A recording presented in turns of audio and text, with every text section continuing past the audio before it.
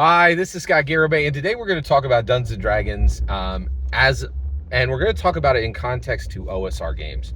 So I roll really hard against OSR games because I think it's one of the I actually see it as like a cultural catastrophe, right? Like the OSR is the most destructive thing to the tabletop role-playing game, to the TTRP experience, to the industries, to everything that exists today. I really passionately dislike OSR because, and the reason why is there are many reasons why, but my primary reason why is it takes incredibly talented dungeon masters and it puts them in a hole, and people don't even see them, right? Like we have people right now who could be teaching the next generation how to dungeon master extremely well, and like literally thousands of incredibly talented dungeon masters, nothing they learned over their 50 years is going to help anyone young, and it's not going to help the next generation in any way,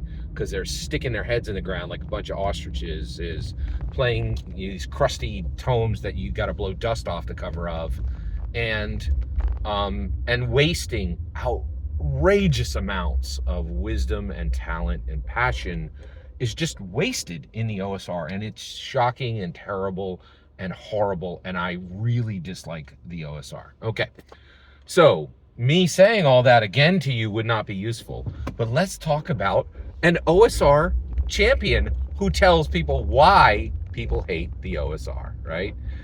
It's under Shameful Roleplay. You can see the link below. And this is a guy who loves OSR, right? And is saying, here's the top 5 reasons people hate OSR.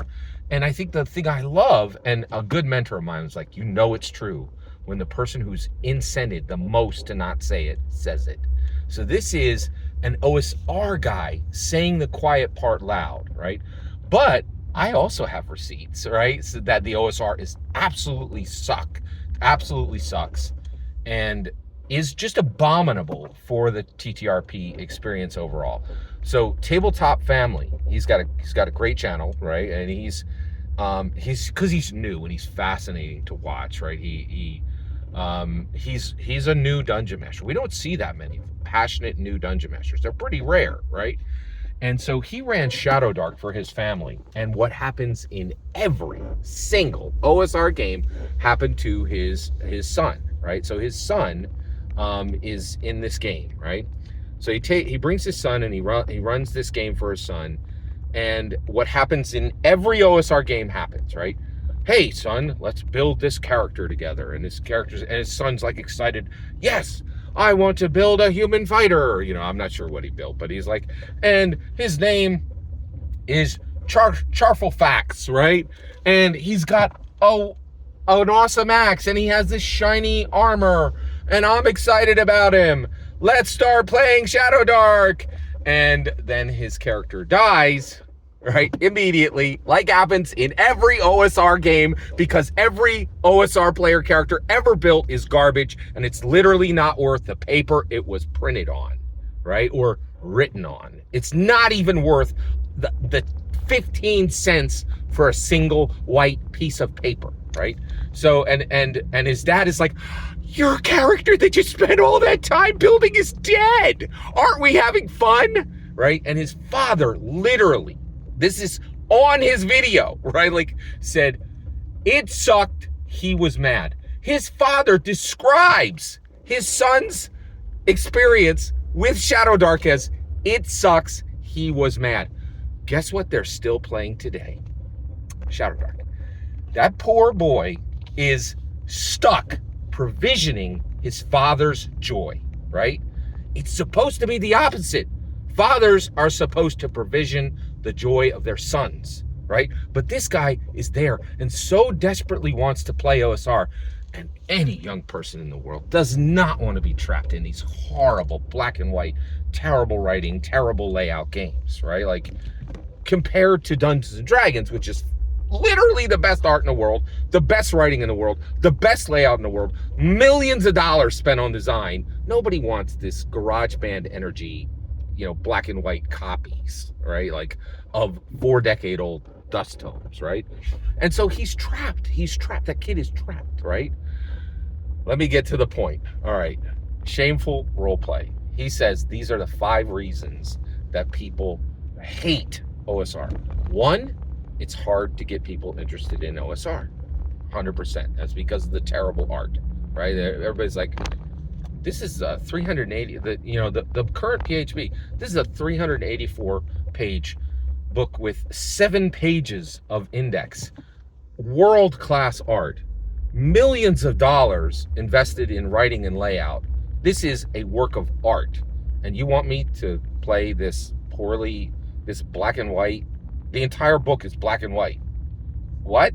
Like, you guys couldn't find a colored pencil, right? Like, and the art is abominable and really a blacker for but he admitted, he said it's hard to get people to play OSR, and I totally agree with that. He then said options, like you bring somebody to the OSR and you're like, you have a human fighter, here's your, you get a sword and a shield, and actually you can choose your weapons and you don't get any feats, you don't get anything, you even have static blocks, you don't even improve every level, right? Whereas he says if you go to D&D 1E, you can choose backgrounds, you can choose feats, you could choose magical items, like the options are immense. Whereas with OSR, you don't have any options, right? Then he went further and said, if you go to OSR, right, you might find 1 or 2, you'll be lucky to find 1 or 2 videos about how to play the OSR. You play D&D 5e, right? You could take your pick, right? You're like, there's a video on every subject, and you don't have to just watch the video that's on that subject. You could choose a person of color who did that video.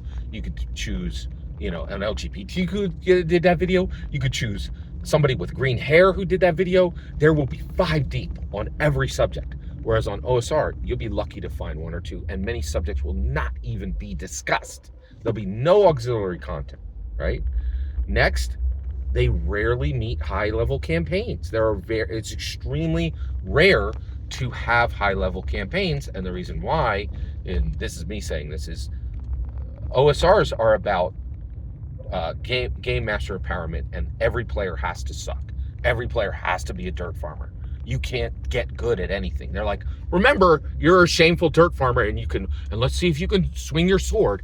Oh yeah, and I have every player character in the world, and I can control the weather. This game is about me being empowered and you sucking for every single level. Oh, and now you're 9th level, and maybe you're going to start to get good. Let's end the campaign now, right? And he's 100% right. It's exactly what happens in every OSR game, right? It's so bad, right? And then he had no options, and I think that's 4. I can't remember his 5th one, right? But I think, I actually think the worst one he left off, it's the art.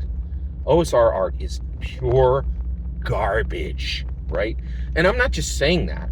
Literally, it copies garbage, right? Many OSRs are copying the point in Dungeons & Dragons history when it didn't even have real artists. It was Gary hiring his friends, right?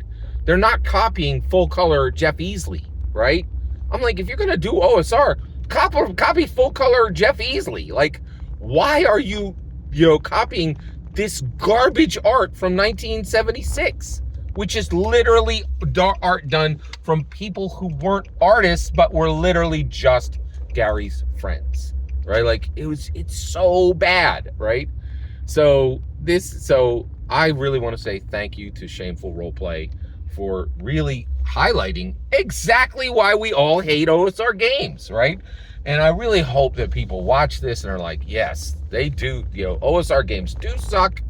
Let's get these dungeon masters who have 4 decades of brilliant ideas and wisdom and passion, and get them in front of some real young people who can carry everything they have to offer forward, in my humble opinion. Every single word you just heard is my humble opinion. The important part is when I get to hear your humble opinion when you get in the comments and send your traffic. Please consider subscribing, and have a fetch millennium.